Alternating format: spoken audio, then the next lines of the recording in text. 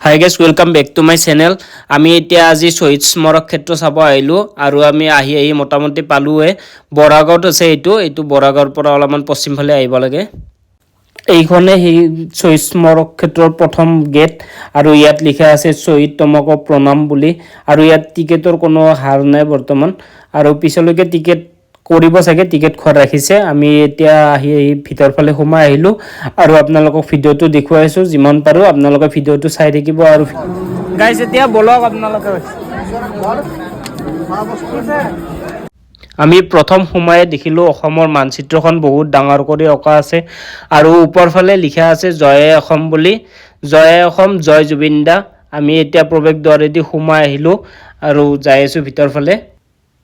এইজনে সেইজন ব্যক্তি যি অসম আন্দোলনত প্ৰথম শ্বহীদ হৈছিল। এখেতৰ ঘৰ আছিল বৰপেটা জিলাৰ উজন বৰবৰীত আৰু এখেতৰ মৃত্যু হৈছিল 1979 চনৰ 10 ডিচেম্বৰ তাৰিখে ভৱানীপুৰত। আৰু এখেতক সকলোৱে জানে অসমৰ প্ৰথম শ্বহীদ বুলি। আৰু আমি এখেতক প্ৰণাম জনাইছোঁ আৰু সকলো শ্বহীদকে প্ৰণাম জনাই কিনে ইয়াতে সেৱা এটা ল'লোঁ। এই আন্দোলনখন আৰম্ভ হৈছিল 1979 চনৰ পৰা আৰু 1985 চনলৈকে চলিছিল। আৰু তেতিয়া সময়তে আমাৰ অসমত 855 জন শ্বহীদ হৈছিল আৰু তেওঁলোকক আজি সন্মান জনাই আমাৰ এই শ্বহীদ স্মাৰক ক্ষেত্ৰখন বনোৱা হৈছে। আৰু ইয়াতে 855 জন শ্বহীদৰ প্ৰতিমূৰ্তিবিলাক বনোৱা হৈছে আৰু সেইবিলাক চব চাব পাৰিব আপোনালোকে আহিলে। ইয়াতে সকলো শ্বহীদৰে প্ৰতিমূৰ্তি আছে। 855 জন ভিতৰত আমাৰ বৰপেটাৰো আছে কিছুমান, এনেকৈ গোটেই অসমৰে আছে।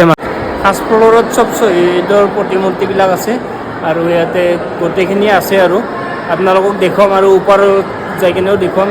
চাওক কিমানখিনি দেখুৱাব পাৰোঁ। এতিয়া আহিটো ভালে লাগিছে, আপোনালোকেও আহিব। বৰাগাঁৱত হয় এইটো, পশ্চিম বৰাগাঁও। আৰু এনেকৈ মানুহবিলাক ওপৰত যাই আছে আৰু এইটো 116 বিঘা মাটিত আছে। আপোনালোকৰ বহুত ডাঙৰ এৰিয়া হয় আৰু এইটো অসম চৰকাৰক বহুত বহুত ধন্যবাদ জনাইছোঁ। আমাৰ নৱপ্ৰজন্মই অসমৰ শ্বহীদবিলাকৰ কথা জানিব পাৰিব, আমাৰ অসমত কেনেকৈ শ্বহীদ হৈছিল আৰু তেওঁলোকৰ উদ্দেশ্য এইটো বনোৱা হৈছে। আপোনালোকে সকলোৱে আহিব বুলি আশা থাকিল।